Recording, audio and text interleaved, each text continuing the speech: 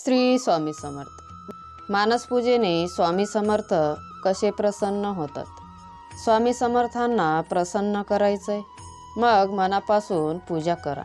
तर मित्रांनो, स्वामी समर्थांना प्रसन्न करायचं असेल तर मनाने केलेली मानसपूजा हा सर्वोत्तम मार्ग आहे।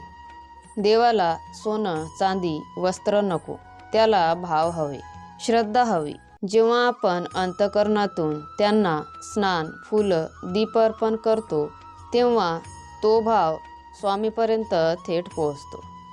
मानसपूजेत मन हेच मंदिर, भावना हाच दीप आणि श्रद्धा हाच नैवेद्य असतो।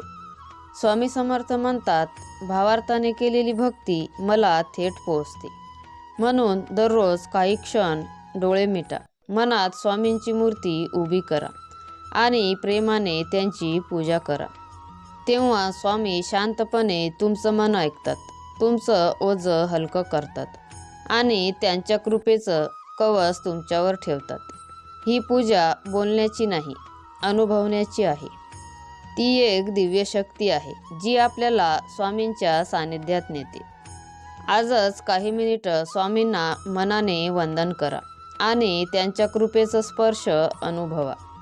तर स्वामी भक्तांनो, तुम्हाला जर स्वामींचे विचार आवडत असेल तर स्वामी सेवा या चॅनलला सबस्क्राईब करा आणि कमेंटमध्ये श्री स्वामी समर्थ नक्की लिहा।